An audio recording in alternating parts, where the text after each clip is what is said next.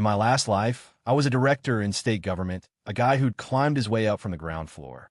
I'd seen it all. The backroom deals, the high-stakes poker games, the honey traps.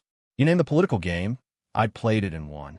I never expected my next life would be a reincarnation as the long-lost, true-born son of a billionaire family, missing for 18 years. My first day back in the fold was, of course, the fake son's birthday party.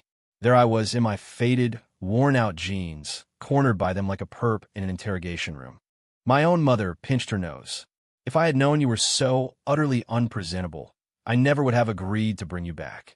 You're staining the floor. My brother eyed me coldly. We only have one brother in this family, and that's Julian. You'd better learn your place and not get any ideas. And the fake son, Julian, dressed in a custom-tailored tuxedo, spoke with tears welling in his eyes. Ethan, don't blame Mom and Dad. They're just not used to this, he stammered. Maybe you could start by apologizing to me. You scare my friends. I had to laugh. I picked up a glass of red wine from a nearby table. In my past life, we called this a compliance test. In this life, it's just called hazing the new guy. I looked at this family, this dysfunctional, disorganized, and undisciplined amateur hour operation with no clear chain of command. Perfect. This team is a mess. I'll have to manage them myself. Objective. Model unit of the year. 1. I swirled the dark red liquid in the glass, my gaze shifting past them to a nervous-looking waiter hovering nearby. You come here. The waiter froze, pointing at his own chest in disbelief. I nodded. He hurried over, bowing anxiously. I handed him the wine glass and pointed to a small puddle on the floor, spilled when one of Julian's friends had jostled me earlier. Clean this up. Furthermore, I said, turning to my biological mother, the elegant and expensively maintained woman. According to standard event protocols, a stained carpet should be replaced immediately, or guests should be redirected to a secondary reception area. Allowing a spill to compromise the aesthetic integrity of the event is a dereliction of your duties as hostess. My mother's perfectly painted face began to twitch, her lips tightening. You. I ignored her and turned to my so-called brother, Ethan Sterling. Your responsibility is to protect members of this household. A moment ago, this young woman, I gestured to a garishly dressed girl next to Julian, verbally assaulted me. As the elder brother, your failure to intervene was also a dereliction of duty. Ethan's face went black as thunder. Finally, my eyes landed on Julian's tear-streaked face. As the guest of honor, your primary objective is to entertain your guests, not to manufacture internal conflict and undermine family unity. Inciting guests to pressure a member of your own family. That's just a poor operational tactic. I paused, then delivered my final assessment in a calm, even tone. All 3 key personnel derelict in their duties. The overall management of this birthday party is rated unsatisfactory. The corner fell into a dead silence. Julian's tears clung to his eyelashes, forgotten. My mother was trembling with rage, the finger she pointed at me shaking uncontrollably. Ethan ground his teeth. Who the hell do you think you are? He hissed. I'm Jacob Sterling, I said, stating my name. As of today, I am assuming the role of the true-born son of this family. I look forward to working with all of you. Without another glance at them, I walked through the crowd toward the buffet. I picked up a plate and served myself a slice of what looked like a decent Black Forest cake. Behind me, the stunned silence erupted into a storm of hushed, chaotic whispers. I'd barely taken 2 bites when a tall, imposing middle-aged man walked up to me. He wore a dark, bespoke suit and had the same brow line as Ethan, but his eyes were deeper, carrying the unmistakable authority of someone long accustomed to being in charge. This was the CEO of this family operation, my biological father, Robert Sterling. He didn't speak at first, just sized me up, his eyes scanning me from head to toe. I calmly swallowed my cake and met his gaze. Can I help you? He finally spoke, his voice a low rumble. You're Jacob. I am. I heard what happened, he said, his brow furrowed. Your first day home, and you're already raising hell. Do you think that's appropriate? I dabbed my mouth with a napkin. Dad, I said, trying out the word. His expression flickered. This wasn't raising hell. This was a new hire orientation combined with a necessary course correction. This entire organization of yours is rotten from the foundation up. If you don't restructure, you're headed for a catastrophic failure. 2. Robert Sterling's eyes widened almost imperceptibly. He had probably never been spoken to like that in his entire life. Certainly not by a son he just pulled out of some backwater town. His face hardened, and the pressure in the air around him dropped. Rules are meant to solve problems, not create them, I said, setting down my plate. Your rules have resulted in an organization with no clear roles and no distinction between insiders and outsiders. Do you consider those good rules? I gestured toward Julian, who was still sniffling in the corner. An external actor with no biological ties to this family is permitted to freely manipulate household resources and instigate conflict. And you, as the top man, have chosen to enable and ignore it. Dad, in my old line of work, we had a term for that. Occupying the corner office without delivering results. Robert's jaw twitched. He looked like he was about to have an aneurysm. I didn't wait for a response. I turned and walked toward the ballroom exit. Where are you going? He called out, his voice thick with suppressed fury. To my room, I said without looking back. I have no intention of wasting any more time on this inefficient and chaotic social engagement. A wave of gasps followed me out. I could feel dozens of eyes on my back like searchlights. I found the small room they had hastily prepared for me, shut the door, and locked out the noise. The first step in turning this amateur-hour operation around was to understand its organizational structure and asset allocation. I fired up the old, clunky desktop in the corner and started Googling the Sterling Corporation. The next morning, I was woken by a sharp knock. It was the housekeeper. She informed me with a stern face that my mother had declared that since I was so fond of rules, I would now follow the Sterling family rules. I was not to leave my room without permission. 3 meals a day would be brought to me. So, they were putting me on lockdown. I nodded to show I understood. After she left, I looked at the breakfast she'd delivered. A single slice of dry toast and a cup of weak, watery coffee. Resorting to discriminatory resource allocation. Classic. I ate it slowly and methodically, then turned my attention back to the old computer. The family Wi-Fi had no restrictions. In a single day, I downloaded and analyzed the Sterling Corporation's last 5 years of public financial statements, along with every news article, interview, and personnel change I could find. By afternoon, I had a solid grasp of the organization's current status. The Sterling Corporation's primary business was in traditional real estate. It had been hit hard by market shifts and had been attempting to pivot, but every effort had failed.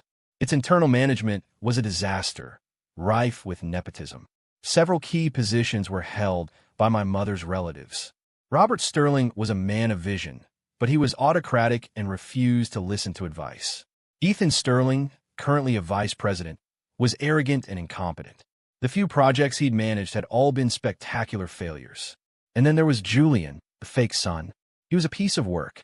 He held 5% of the company's non-voting shares, netting him millions a year in dividends. Not only that, but he had also founded a personal studio that was registered as a subsidiary of the Sterling Corporation. It exclusively handled the company's marketing and design contracts, at prices far exceeding the market rate. A classic shell game. He was easily siphoning tens of millions from the company every year. I looked at the gaudy, amateurish marketing posters his studio had produced. I had to smile. They weren't raising a son. They were feeding a giant, parasitic tapeworm. 3. On the third day, my house arrest was lifted. It was my grandmother's birthday, and the entire family was expected at the main estate for dinner. My mother had the housekeeper deliver a suit for me. It was a drab, charcoal gray thing, with a cut that was at least a decade out of style. It looked like it had been pulled from the back of a closet. Meanwhile, Julian was downstairs waiting, dressed in a sharp, tailored white suit, his hair professionally styled. When he saw me coming down the stairs, a flash of smug satisfaction crossed his face before he replaced it with his usual look of innocent vulnerability. Jacob, please don't be upset. We couldn't find anything that fit you on such short notice. This suit is a little old, but it's a good brand. I just looked at him, saying nothing. My silent stare made him squirm, and he quickly looked away. When we arrived at the estate, the whole clan was there. My grandmother, the family matriarch, sat at the head of the table, exuding a quiet authority. She gave me a cursory glance, then immediately pulled Julian over, beaming, and had him sit beside her. "Oh, Julian, You get more handsome every day. At the dinner table, everyone fawned over Julian, the atmosphere thick with laughter and praise. I was placed at the far end of the table, completely ignored. I felt like the unpaid intern in a board meeting, the one who's only there to pour coffee. Halfway through the meal, Julian suddenly cried out, "Oh!" His spoon clattered to the floor, splashing soup all over his pristine white suit.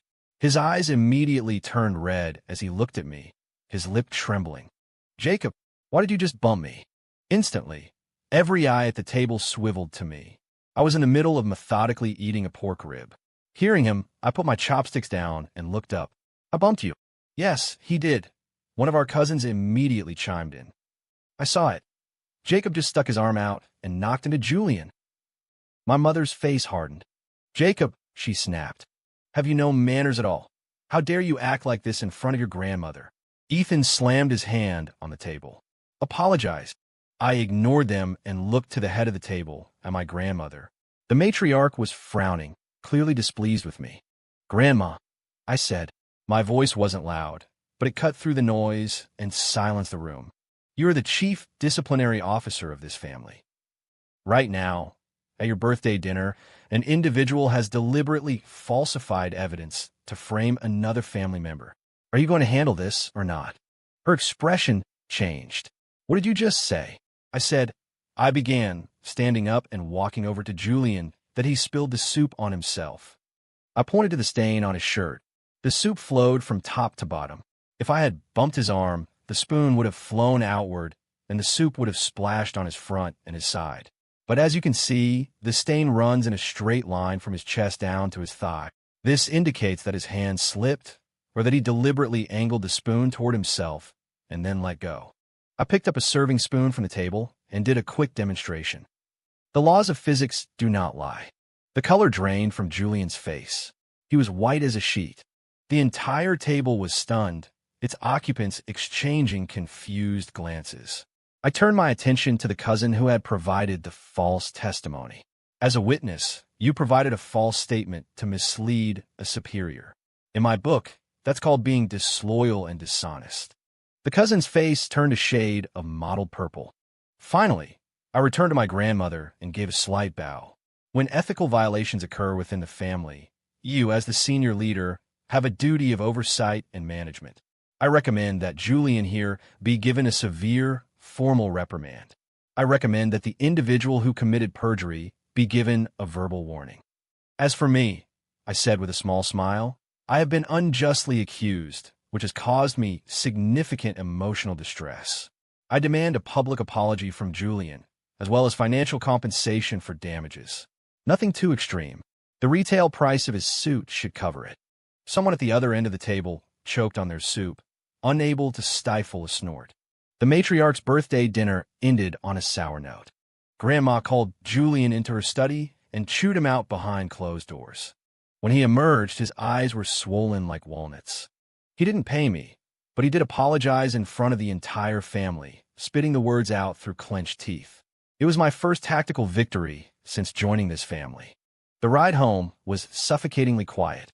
My mother and Ethan sat on either side of me like stone gargoyles, their faces darker than the night sky outside.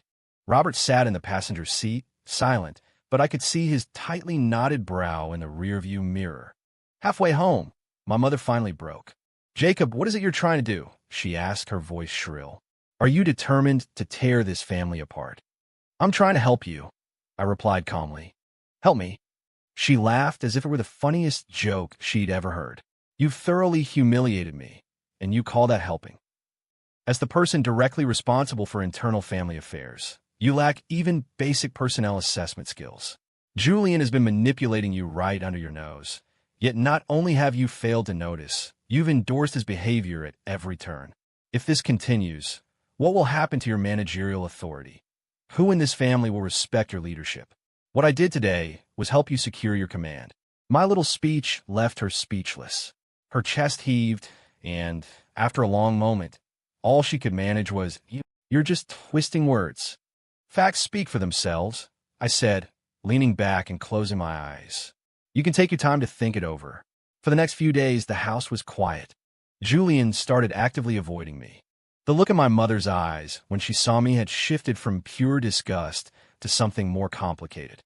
I used this period of calm to launch the second phase of my family culture rectification plan, establishing a formal code of conduct. I spent one evening drafting a document titled Sterling Family Code of Conduct and Performance Review Policy Draft. It detailed the rights, obligations, and responsibilities of each family member, as well as rewards and punishments for various behaviors. For example, any individual found to be sowing discord or creating family conflict will have their monthly allowance reduced by 50% and will be required to submit a written self-assessment of no less than 1,000 words. Any individual who makes an outstanding contribution to the family will be eligible for the Family Contribution Award, accompanied by a material bonus. The next morning at breakfast, I placed a printed copy of the draft in front of each person's plate. This is a draft of a new family code of conduct I prepared. Please review it and provide your feedback. Ethan didn't even look at it. He crumpled the paper into a ball and threw it on the floor. Are you insane? My mother picked up her copy, read the title, and her hands started to shake with rage. Jacob, who do you think you are? Julia, meanwhile, just looked timid. Jacob, we're family. Do we really need to be so formal? Only Robert picked up the document. He read it carefully from beginning to end. His expression shifted from initial contempt to thoughtful concentration, and finally, to something resembling deep consideration. For a full 10 minutes, the dining room was silent. At last, he put the document down and looked at me, his eyes sharp and analytical. What did you do for a living before this? I smiled, about to answer. Dad! Julian suddenly shrieked, his voice filled with panic and terror. Something's happened. It's bad. He held up his phone.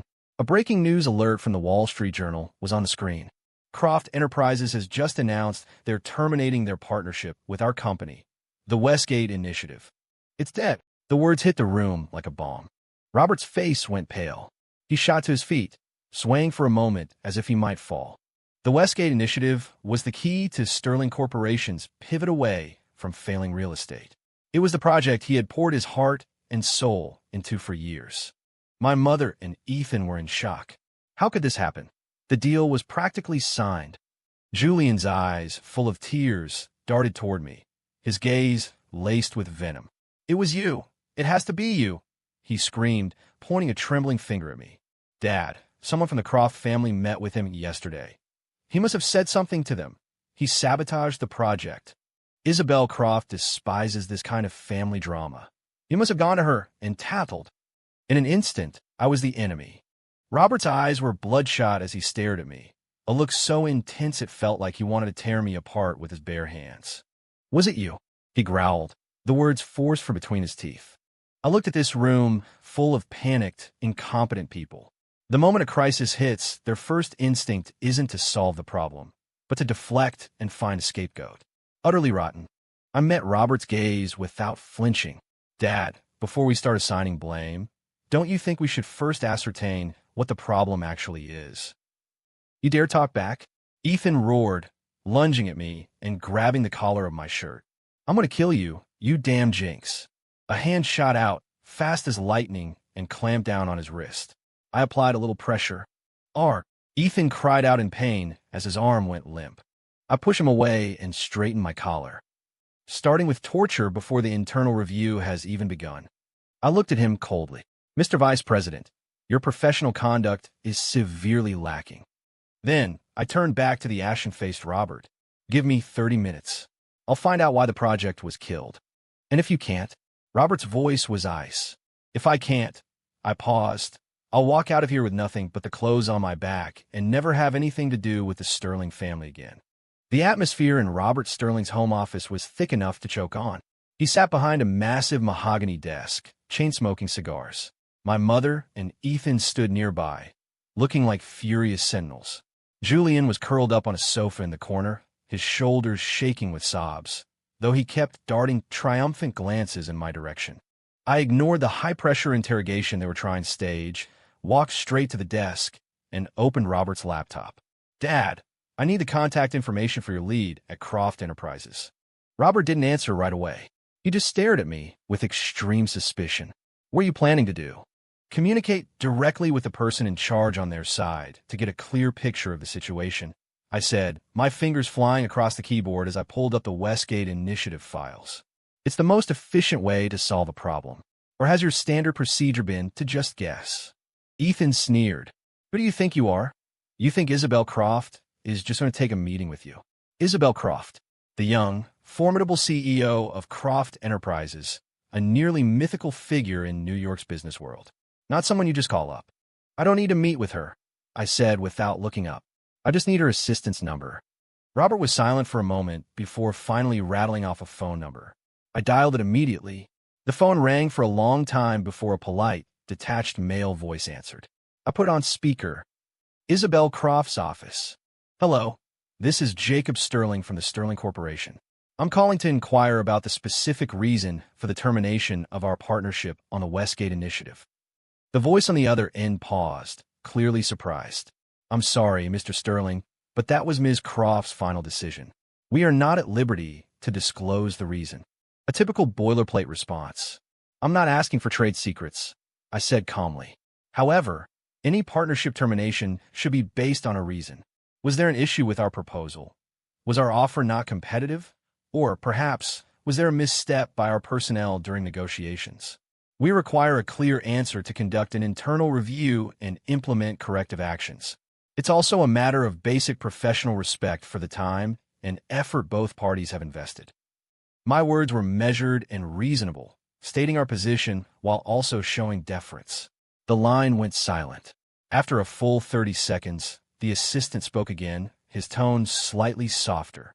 Mr. Sterling, since you put it that way, I can give you a hint. The issue may have been with the final version of the proposal you submitted. The final proposal? Robert shot up in his chair, stunned. What was wrong with it? I personally approved that document before Ethan sent it. Ethan looked just as baffled. That's right. I sent exactly what you gave me. I didn't change a word. The assistant cleared his throat. The proposal itself, the data, and the planning were impeccable. However, there was something inappropriate included in the appendix. What was it? I pressed. Detailed dossier of negative information on one of your main competitors, Apex Realty. The contents were exhaustive. A dead silence fell over the office. Robert's face went from white to red, then to a sickly shade of green. Slipping opposition research into a formal business proposal, it wasn't just a dirty tactic. It was treating Croft Enterprises like fools, as if a file of dirt would sway their business judgment. It was a direct insult to Isabel Croft's intelligence. The Croft family was known for its integrity and loathed underhanded maneuvers. Of course the deal was dead. Who did this? Robert slammed his fist on the desk, a vein pulsing in his forehead. His eyes, sharp as daggers, shot to Ethan. It wasn't me. Dad, I swear it wasn't me. Ethan was terrified, waving his hands frantically. I just sent the file you gave me. Do you still have the file? I asked. Yes. It's on my laptop. Open it. Ethan scrambled to get his laptop and, in front of everyone, opened the compressed file he had emailed to Croft's assistant. The main proposal was perfect, but at the very end of the file list, there it was, a folder titled Appendix. He clicked it open. Inside was a PDF document, dozens of pages long, with the title, Apex Realty, Internal Risk Assessment and Executive Compromat. All the blood drained from Ethan's face. How? I don't know. I really don't know how that got there. You don't know? Robert was shaking with fury, pointing at him. You sent a file this important without even checking it first. Ethan was speechless. I watched this pathetic scene unfold, my gaze drifting to the corner where Julian was still crying, his sobs growing louder. His body was trembling, as if he were terrified. But I knew it wasn't fear. It was exhilaration. Now is not the time to be assigning blame for operational errors, I said, closing the laptop and cutting off Robert's tirade. The immediate priority is damage control. Damage control? Ethan looked at me as if I were a lifeline. How? Croft has made their position clear. Positions can be changed, I said, turning to Robert. Dad, what's needed now is for you to issue a formal apology to Isabel Croft. Apologize? Robert's face was a mask of fury. I'm Robert Sterling. I don't bow to anyone. This isn't bowing. This is crisis management. It's about taking accountability for our own failures. I spoke each word clearly. As the head of the organization, when a major operational failure like this occurs, shouldn't you be the first to step up and accept leadership responsibility? Operational failure. Robert's jaw twitched again. After the apology, step 2 is a full internal investigation. We find the saboteur who planted that file.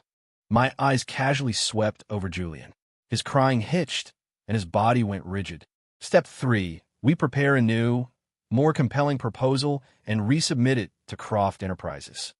That's impossible, Ethan said, defeated. They won't give us a second chance. Chances are earned, not given, I said, pulling out my phone and dialing a number. Perhaps we can find an intermediary. It was the number of an older gentleman who'd taken a liking to me at a business dinner once. He played poker with Isabel Croft. In my past life, networking like this was second nature. Robert stared at me, his expression a maelstrom of shock, doubt, and a tiny sliver of hope. Fine, he finally ground out. I'll give you 3 days. If there's no progress in 3 days, you get the hell out of my house. With his authorization, I moved immediately. First, I drafted a sincere and carefully worded letter of apology under Robert's name and sent it to Isabel Croft's assistant. In it, I attributed the entire incident to an internal management oversight and a procedural error by a junior employee, and stated that the Sterling Corporation would be undergoing a serious internal review. Next, I contacted my poker-playing acquaintance and asked if he could help arrange a brief meeting with Isabel. Only after I had set these things in motion did I turn to the issue of the saboteur. I had Ethan email me the compromised file from his laptop. I'd spent time in an IT security division in my past life. This was familiar territory. It didn't take long to pull up the file's metadata and review its creation and modification history. The file was created by an unfamiliar username. But the last modification, the one that added the appendix folder, was made just 5 minutes before Ethan sent the email.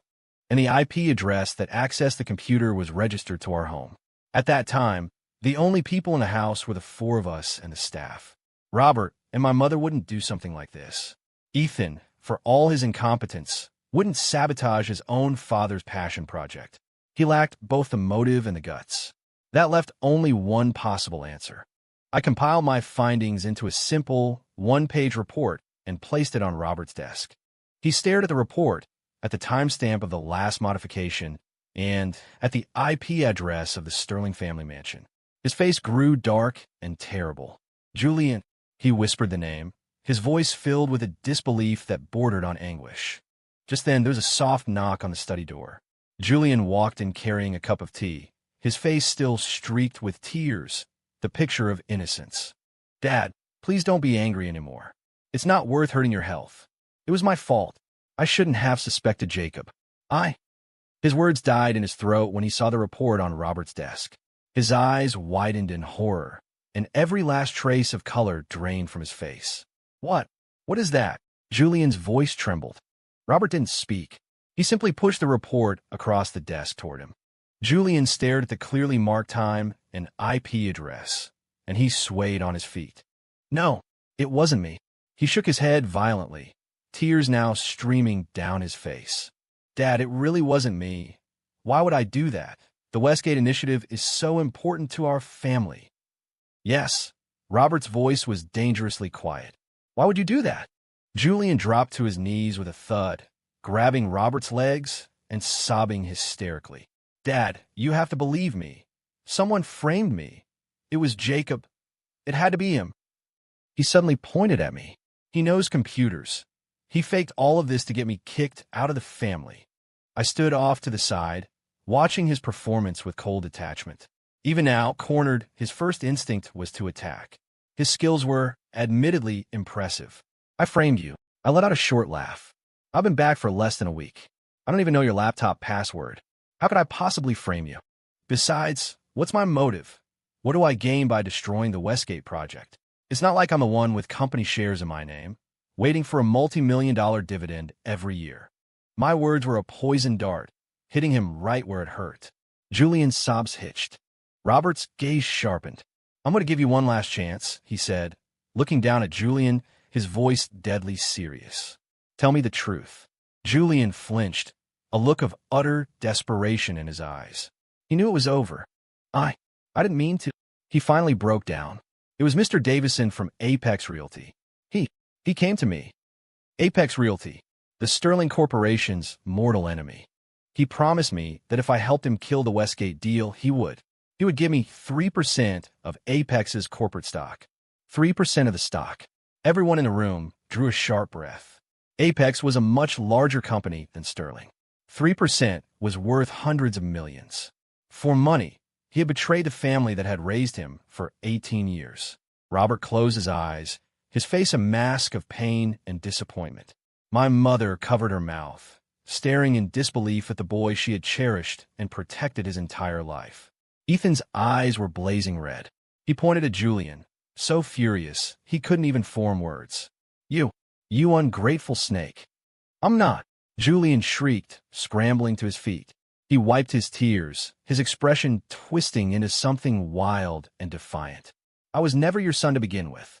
My last name is Vance, not Sterling. My mother told me everything. My father was a security guard at your company. He was crippled saving you people, and all you did was throw a little money at us and send us away. My being in this house, eating your food, using your money, I deserved it. It was payment on a debt you owed my family. This stunning, twisted revision of history left everyone speechless. I looked at him and finally understood. This wasn't just a simple case of a baby swap. This was a calculated 18-year-long campaign of parasitic revenge. Who were your parents? I asked the crucial question. Julian sneered, about to speak, but the study door was thrown open. A woman in her 50s, wearing a housekeeper's uniform, rushed into the room and threw herself in front of Julian, shielding him. It was Mrs. Diaz, the family's housekeeper of over 20 years. "Don't you dare lay a hand on my son," she screamed, spreading her arms like a mother hen, her face a snarl of pure rage. The truth, in that moment, was finally and irrevocably revealed. The revelation sent the entire Sterling household into a state of paralysis. Mrs. Diaz, the woman who had worked so diligently in this house for 2 decades, was the mastermind behind the entire conspiracy. Her husband, the security guard who had been disabled in a workplace accident, was Julian's biological father. Years ago, after my mother gave birth to me, she had been weak and Mrs. Diaz was hired as the maternity nurse. She had seized an opportunity, swapping her own son for me. She then abandoned me at the door of an orphanage in a remote, rural town. She stayed on as the family's housekeeper, watching her own flesh and blood enjoy a life of privilege that was meant for me. Her husband, meanwhile, took the settlement money and lived a life of leisure and vice, constantly bleeding Mrs. Diaz and Julian for cash. For 18 years, the 3 of them had been leeches, latched onto the Sterling family, slowly draining it dry. My mother fainted on the spot. Robert Sterling seemed to age 10 years overnight. Ethan fell into a spiral of self-doubt, realizing the brother he had loved and defended was the son of his family's enemies. I was the only one left standing. I had no time to dwell on the tragedy of my own stolen childhood. There was a crisis to manage. The first thing I did was call the police. Mr. and Mrs. Diaz were guilty of kidnapping and fraud. Julian, as an accomplice, was just as culpable. The police arrived quickly and took away a wailing Mrs. Diaz, a stone-faced Julian, and his deadbeat father, whom they picked up in an illegal gambling den. For the first time, police cars were parked in the Sterling family's driveway. The scandal was too big to contain. The second thing I did was salvage the Westgate initiative. My acquaintance came through, securing me a meeting with Isabel Croft. It was held in a private tea room at an exclusive club. I went alone. Isabel was younger than I expected, dressed in an elegant but understated dress, her hair pinned up. She had an aura of cool composure. She sat behind the tea table, preparing the tea herself with fluid, graceful movements. "Mr. Sterling," she said, pushing a cup toward me without any preamble. "Miss Croft," I nodded, getting straight to the point. "I want to once again apologize for the trouble our company's internal mismanagement has caused you." She didn't respond, only met my eyes. "The saboteur has been identified and has been handed over to the authorities. As for the Westgate initiative, I hope we might have one more chance." I placed a new, bound proposal on the table between us. I had worked through the night on it. It was based on the original plan, but included several adjustments tailored to Croft Enterprises' strategic goals. I had also made significant concessions on the profit-sharing agreement. Most importantly, I had attached a business ethics and integrity pledge, formally committing our company to the highest standards of transparent and ethical conduct throughout the partnership. Isabel picked up the proposal and read it, page by page, with intense focus. The only sound in the room was the soft rustle of paper. After a long time, she set it down and looked at me. "Mr. Sterling, do you know why I agreed to see you today?" I shook my head. A small smile touched her lips, softening her cool demeanor. "Because my assistant told me that the Mr. Sterling who called was articulate, logical, and composed under pressure. He told me that in all his years, he had never heard anyone describe crisis PR as an internal review and implementation of corrective actions." A flicker of something went through me. "You're too kind, Miss Croft. Having you in the family is Robert Sterling's good fortune," she said, taking a sip of her tea. "I received the proposal. You'll have my answer within 3 days." It was a positive sign. I stood to leave. As I reached the door, she spoke again. "Jacob," I turned back. "That family code of conduct of yours is quite well written," she said, a hint of amusement in her smile. "The performance review policy is especially actionable." My heart skipped a beat. How did she know about that? When I returned home, Robert was sitting alone in the cavernous living room. The ashtray in front of him was overflowing with cigar butts. He looked up as I entered, his eyes bloodshot. "How did it go?" "Ms. Croft has the new proposal. She said she'll get back to us." He nodded, but the tension in his shoulders didn't ease. I knew he wasn't just worried about the project anymore. The 18 years of deceit had dealt him a devastating blow. The son he had poured all his love into was a manipulative fraud. The son he had despised and rejected had stepped up and saved the family in its moment of crisis. That kind of cognitive dissonance could shatter a man's world. "Dad," I said, walking over and pouring him a glass of water, "this is not entirely your fault." He looked up at me, his expression bewildered. "When an organization has a problem, you can't just blame the CEO," I said calmly. "The VP is responsible for a lack of oversight. Middle management is responsible for poor execution. And the ground-level staff is responsible for complacency. In our amateur hour operation, everyone had a role in the failure. Your problem was a hands-off management style that lacked effective control mechanisms. Mom's problem was allowing personal favoritism and emotion to override rational judgment. My brother's problem was a lack of professional competence and political savvy. As for Julian and his family," I paused. "They were a hostile, premeditated infiltration by an external entity." Robert stared at me as I delivered my post-mortem analysis. The look of agony on his face slowly morphed into one of utter bewilderment. "So, now isn't the time for regret," I said, placing the glass of water in his hand. "Now is the time for a deep, painful, top-to-bottom restructuring of this entire household." 3 days later, the call from Croft Enterprises came. The deal was back on. Furthermore, Isabel Croft had personally stipulated that I, Jacob Sterling, was to be the sole project lead for all communications. When the news broke, Robert sat in his study alone for the entire afternoon. That evening, he called me in. He handed me a folder. It was a stock transfer agreement. He was transferring 15% of his shares in the Sterling Corporation to me.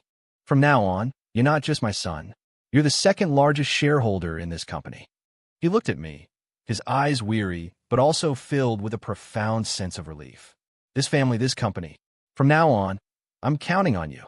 I didn't refuse. I had earned it. I had earned my position and my compensation through merit. In the weeks that followed, I began a radical overhaul of the corporation. My first target was personnel. Using the Westgate Initiative as my vehicle, I established a special project team with myself as the director. All members were chosen based on ability alone, no connections, no last names. Several of my mother's relatives, who had been coasting in comfortable positions for years while contributing nothing, were the first to be reassigned to powerless, dead-end posts. My mother threw a fit, even showing up at the office to cause a scene. I didn't argue with her. I had security escort her out. Later, I presented her with the last 3 years of financial reports and HR files. Mom, look here. This is how much your darling nephews have cost the company. And look here. This is the evidence of their embezzlement and misuse of company funds. If you continue to protect them, this goes beyond forcing them to resign. This becomes accessory to a crime. You will be held legally responsible. Faced with the undeniable proof, my mother fell silent. My second target was process. I dismantled the old, bureaucratic approval systems and instituted a flat management structure. Responsibilities were clear, and performance metrics were transparent. If your numbers were good, you moved up. If you were dead weight, you were cut. The resistance was fierce at first. Many of the old guard refused to accept my authority. That is, until I unceremoniously fired 2 senior employees who thought their tenure made them untouchable. After that, the entire company quieted down. I reassigned Ethan to a ground-level position on the project, starting with running errands. He tried to fight it, but I shut him down with a brutally honest performance review. Ethan, your current skill set doesn't even qualify you for a junior team member role. I'm putting you on the front lines to give you a chance to learn the business from the bottom up. Think of it as management training in the trenches. When your performance metrics meet the standard, you can come back. Ethan's face went crimson as he read the report that dissected his every professional failing. But in the end, he accepted the demotion without a word. Stripped of his title and privilege, something unexpected happened. He focused, worked hard, and actually started to become competent. 1 year later, the first phase of the Westgate Initiative was completed on time and under budget. It became the real estate success story of the year. The Sterling Corporation's stock price soared. We had not only survived the crisis, but had entered a new era of growth. At the company's annual gala, I stood on stage as the CEO, delivering the year-end report. In the front row, Robert watched me, his eyes shining with pride. My mother was there, too. She had thrown herself into philanthropy and had become a softer, more thoughtful person. When she saw me, she would smile and nod. Ethan, through his own hard work, had earned the position of project director. He sat in the audience, taking meticulous notes, a new maturity and confidence in his bearing. My amateur hour operation had finally been forged into a modern, effective team that knew how to win.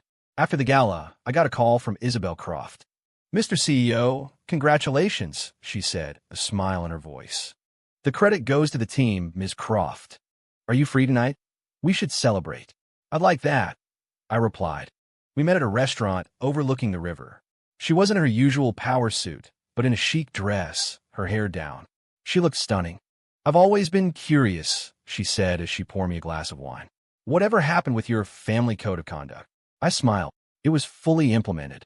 The results have been positive. "Oh," she raised an eyebrow, intrigued. "Such as?" "My father quit cigars and took up yoga. My mother stopped trying to keep up with the society wives and found her own purpose. My brother became a workaholic." "And what about you?" she asked, her eyes sparkling. "Me?" I swirled the wine in my glass. "I successfully transformed my family into the model unit of the year." She laughed, a low melodic sound. "Jacob," she said, her tone suddenly serious. "I've been watching you for a year. From the way you handled your family at that party, to how you fought for your project, to how you rebuilt your entire company. I think you're the most extraordinary person I've ever met." "And so?" I asked, meeting her gaze. "So," she raised her glass to me, "I'd like to apply to join your model unit. Is there an opening?" "What position are you applying for?" I asked with a grin. "Spouse."